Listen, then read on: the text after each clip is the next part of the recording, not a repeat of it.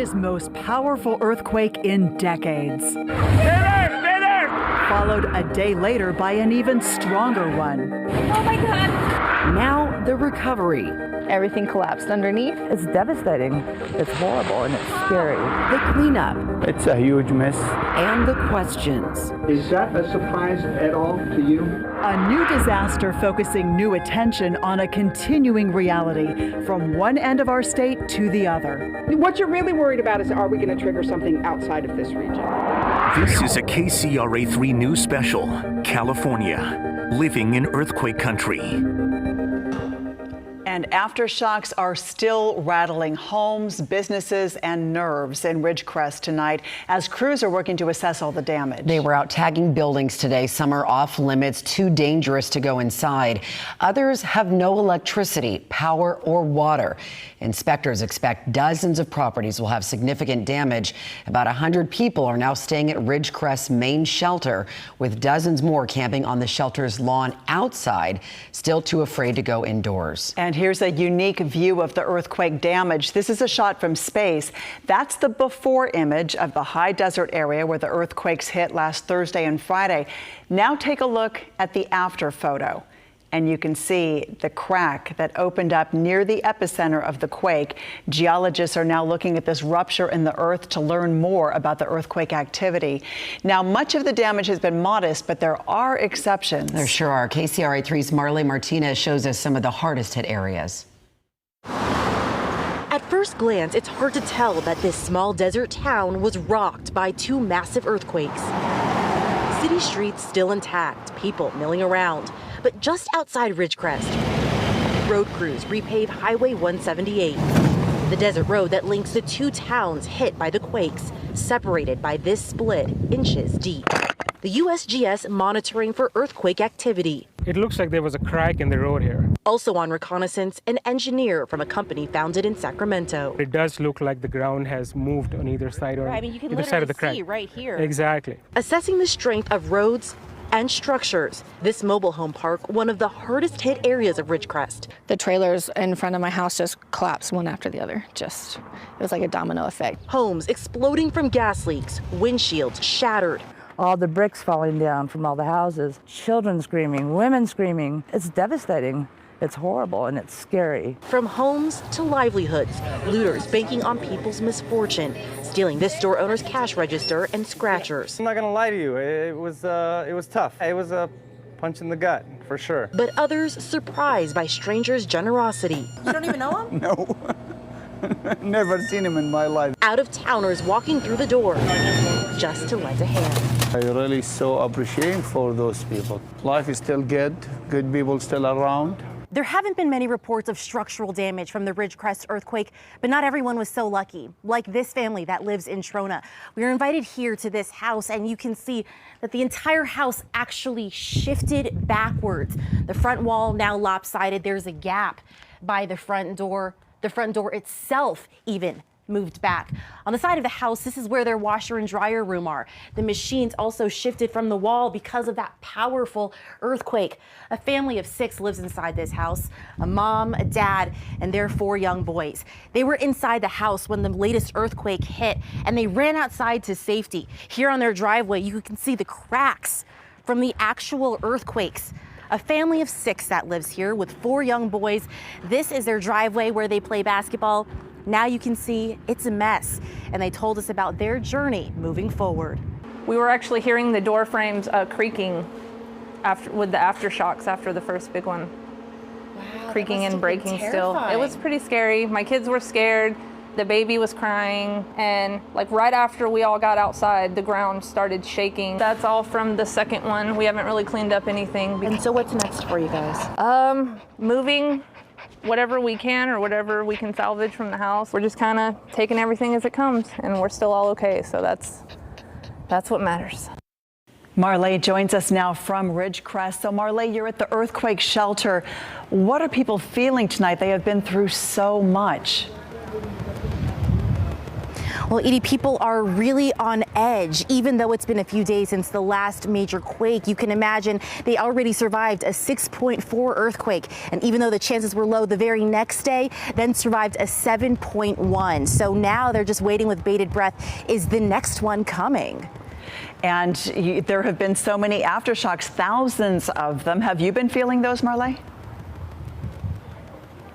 Well, actually, since we've arrived, we have felt 2 of them. The first night we were here on Saturday night, it was just around 10 o'clock at night. We were just about to go live. We were sitting in our crew car when all of a sudden the car started to shake, and then the windows nearby started to rattle. The dogs that were in the background at the mobile home park we were at, they all started barking, and it turns out that was actually a 4.5 magnitude earthquake according to the USGS. And then later that night, when we were sleeping at the hotel, I was in bed, and the bed actually started to move, another 3.5 earthquake. So understandably, that's why the people here, they can't quite relax, even though the chances are still so low that there won't be another big quake. Everyone you talk to, when you meet people for breakfast out here on the street, they just wonder, is there another one coming? Yeah, and you just can't blame them. Of course, we wish them all the best. And Marley, we wish you a safe trip back to Sacramento. Thank you. Now, the aftershocks continue to rattle Southern California. The main quake Friday night. You see this pool that's just swaying back and forth inside of people's homes, lights going out at time, even in restaurants. So let's check in with our KCRA3 Chief Meteorologist Mark Finan, who's been mapping out these quakes. There's been a lot of aftershocks here. Well, yeah, and so let's wind the clock back all the way to Friday night. Now, keep in mind, this is after we already had the 6.4 on Thursday, and this is Friday night around 8 o'clock. And what we're doing is we're mapping out these earthquakes as they happen. Anything bigger than 2.5 shows up as one of these little red dots. So as we were going through Friday night, we started seeing some of these. Then all of a sudden there was a 5.0 around 8:17. This one was felt as far north as Modesto, and we started getting calls about that. But it was just a couple of minutes later that we got the 7.1, and that one was felt all the way up to Sacramento and many other places as well. As we went through the rest of Friday night, look at all of the other earthquakes, minor ones compared to the 7.1. But something interesting that the USGS was pointing out, that it appeared as though the fault line was actually expanding north. That's where you were seeing a lot of the aftershocks much farther north, the initial quake. Now let's go to today. And as you can see, within the last 3 hours, I'm just mapping out earthquakes in excess of 2.5. You can see they continue today up and down that same line where you've been seeing them since last Thursday. Back to you. Mark, thank you. So what's going on tonight in Southern California, and what do all these quakes mean for future earthquake activity here in California? KCRA3's Galston Dart joins us now to answer some of those questions. Well, I'm going to need some help to answer those questions for sure. And joining us now is Acting California State Geologist Tim McCrink. And Tim, thanks for coming in. We really appreciate it. Glad to do it. Well, we haven't seen this kind of activity, this kind of power in the last 20 years. So exactly what's going on right now in Southern California? So this area has actually been experiencing large earthquakes for a while. In 1872, there was the Owens Valley earthquake. It was a magnitude 7.6. So that was north of this area. 1980, there was a swarm. The biggest earthquake was about a 4.9, but that lasted 14 months. So this area is pretty used to a lot of those aftershocks. We were listening to Marley, and she's talking about how people can't really relax yet out in the Ridgecrest area. So is this area now going to be prone to more quakes in the foreseeable future? I think people there can expect aftershocks for months, if not years, due to this earthquake. So it just seems to be part of that territory that aftershocks are very common. And you know, we hear of like the San Andreas Fault, the Hayward Fault in the Bay Area. People need to be mindful that, I mean, there are hundreds of fault lines all across the state of California, and they need to be concerned about that as well. Yes, they should. Out of these earthquakes, we always learn that you need to be prepared wherever you are in California. You may live in a place like Sacramento where it's relatively safe, but you know, we all visit relatives and friends out in the coast areas where we could be exposed to those same kind of seismic activities. So again, we're hearing from people in Ridgecrest. They're concerned that more of these quakes are coming. They're wondering if what they went through Friday is some kind of precursor, a pre-shock to an even bigger earthquake, the so-called big one. What would you tell those people who are a little concerned about that? We can't predict them. Right. It could happen.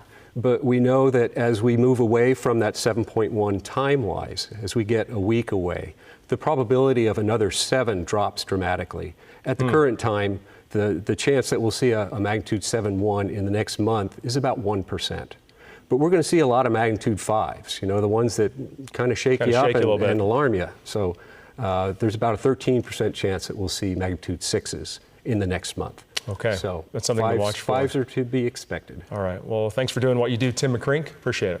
Sure. All right, guys, back to you. And again, we are seeing a lot of those aftershocks from this quake, and our earthquake expert, Dr. Lucy Jones of Caltech, was right in the middle of one as she was briefing reporters about that 7.1 quake. She spotted another aftershock as it was developing on the early detection system. Here's what that moment looked like as it played out on live television. 5.7. Okay, so we have an earthquake that's already begun up north, just slightly to the northwest of the main shock. Our early warning system is saying 5.7 with 26 seconds till it gets here. The one that was a 4.9, we felt. So this, assuming that the magnitude isn't really misestimated, my guess will be we'll feel this as it comes through. In about 12 10 seconds. And do we expect this magnitude of aftershocks throughout the rest of the evening? Well, yeah, the largest aftershock is likely to be a 6. Well, let's wait. Here we go. Here we go now. Huh? There it is. There it is. There it is. Feel it? Yeah. That was the phone ringing. That was less than I felt from the one that was labeled as 4.9. That was one of a few that played out like that on live TV. So you may be wondering how an earthquake early warning system actually works. Joining us now is Ryan Arba with the State Office of Emergency Services, and walk us through how these early warnings work. So what we've done with the state, we've invested over $25 million to this point to put earthquake sensors into the ground. And once the earthquake starts, those sensors pick up the earthquake at its earliest shaking. There's an initial burst of energy which we don't even feel. The sensors detect that, and they're able to then estimate what the level of shaking will be at anyone's location. And our goal is to get that alert through the system fast enough to get you the location before the shaking arrives so you can take protective action, like drop, cover, and hold on. California is a big state, so where are we right now in developing a statewide system? Yeah, so since 2016, we've been working, first we started by taking the existing seismic network and we converted those to be fast enough to deliver these earthquake early warnings. We've actually gotten to the point where we're now 70% complete with building that seismic network. We have 30% more to go, but we've got the funding and we're on track to have it built out by 2021. So what can we expect once that system is up and running? It sounds like the earth shakes in a certain area, and the further away you are, the more warning you would have. That's right. So if you're right on top of the earthquake, that may not be enough time. You might start to feel the shaking.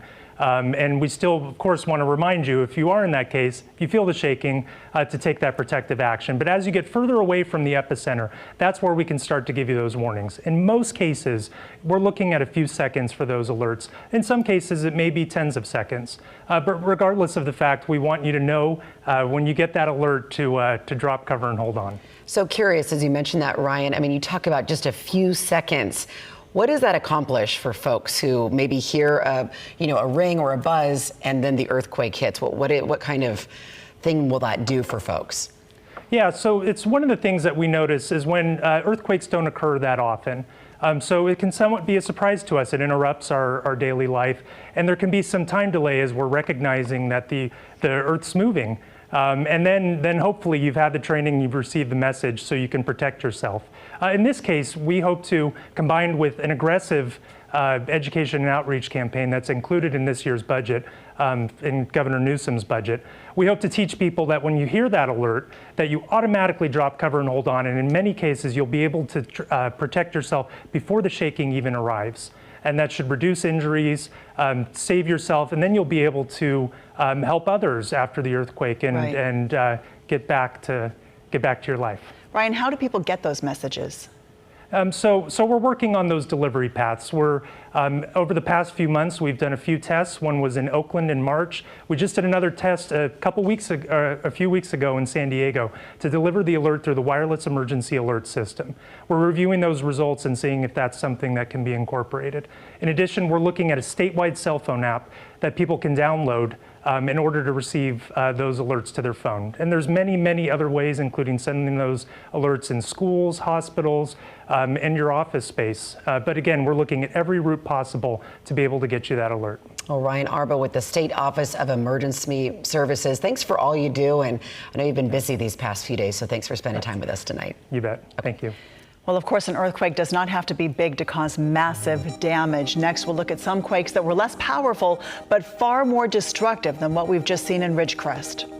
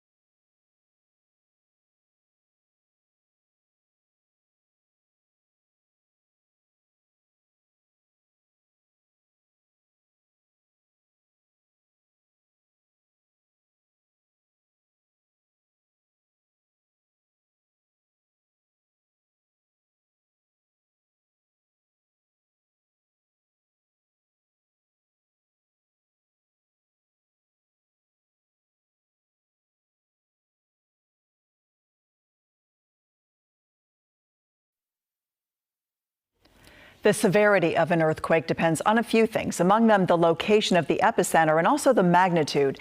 The Ridgecrest quake was a 7.1, but damage has been pretty limited and no one was killed. We have seen smaller quakes that caused much more damage. On August 24th of 2014, a 6.0 hit the Napa area. That quake killed one person and hurt hundreds of people. It also caused up to $1 billion in damage. The Northridge earthquake that hit back in 1994 was a 6.7 magnitude. It happened obviously in a densely populated area. 57 people were killed, at least 8,700 people hurt. The damage estimates there were at least $13 billion. 1989's Loma Prieta earthquake in Santa Cruz County was a little stronger. That one was a 6.9 magnitude. It killed 63 people, and most of those fatalities were in Oakland, about 70 miles from the epicenter.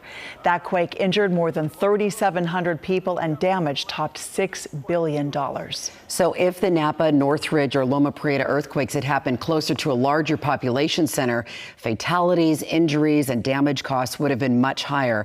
So I want you to take a look at this map that we put together. It shows the earthquake shaking potential in California.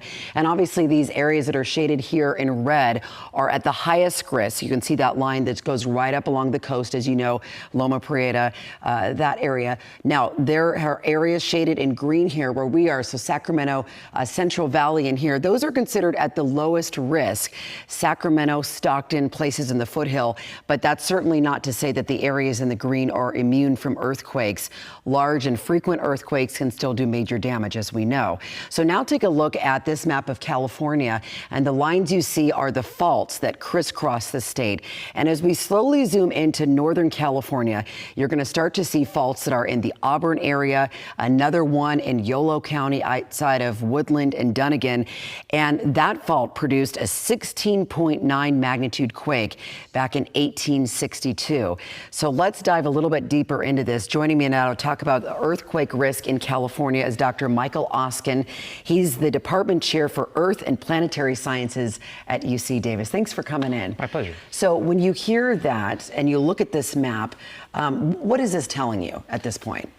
Well, first I have to say that Winters was hit by a mid-6. 16.9 is bigger than is physically possible.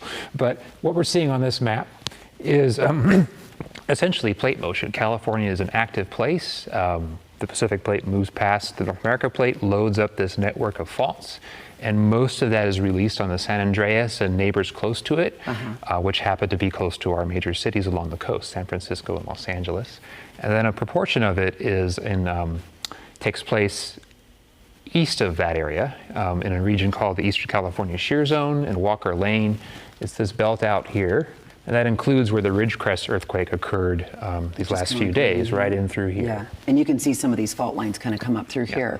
So now, you know, a lot of our viewing area where we are now, obviously Sacramento, obviously we're not thinking we're safe or we're immune to earthquakes, but I imagine it's the size, the depth, the width of because an earthquake could hit out here, right? And then it has these ripple effects to here. So what do you tell folks who live in our region who aren't necessarily waiting for that big one like they are down there? Well, an earthquake could happen anywhere in California. So everyone that lives in this state should be prepared. Living in the Central Valley, this is the most stable part of the state, so the likelihood is lower, but it's not zero. And certainly if an earthquake happened in the East Bay or the San Francisco Bay region, we would feel it, and possibly quite strongly. So that's another reason for concern. What about the depth of earthquakes? Most of the earthquakes in California are fairly shallow, and that's bad news if you're on that earthquake. That makes the shaking strong. We don't get the really deep ones in California. Okay, so be prepared, know that it could happen. And I guess as they always say, just kind of get ready, right? Okay, thank you so much, Dr. Oskin from UC Davis. Thanks for coming in. Okay. Edie. And Kelly, to that point, with earthquakes always a possibility here in California. Next, we have a look at what you can do now to make sure you and your family are ready for the next one.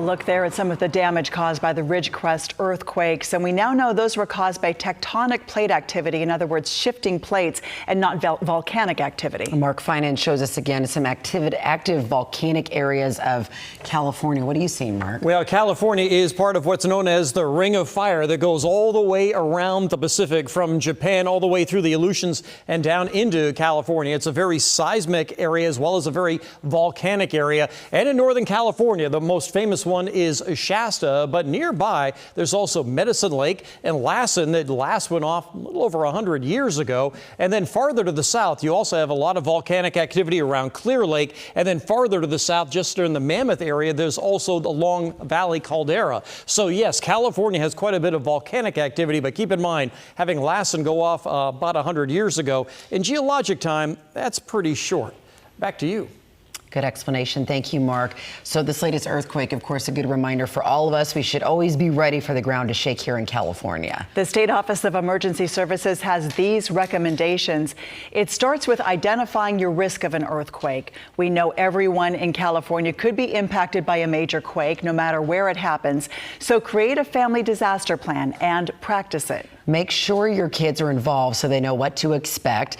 Build a disaster kit at home so you are self-sufficient until help arrives. Also, learn CPR and first aid, something we always talk about doing, and eliminate hazards you may see right now around your home, like securing bookshelves to walls. You may still be wondering about the risk of an earthquake where you live. You can go to KCRA Mobile for a list of 17 notable earthquakes in California, where they hit and the damage they caused. Thank you for joining us for this special report. We know people across this area felt last week's earthquakes. We hope you're able to use this information to keep your family safe.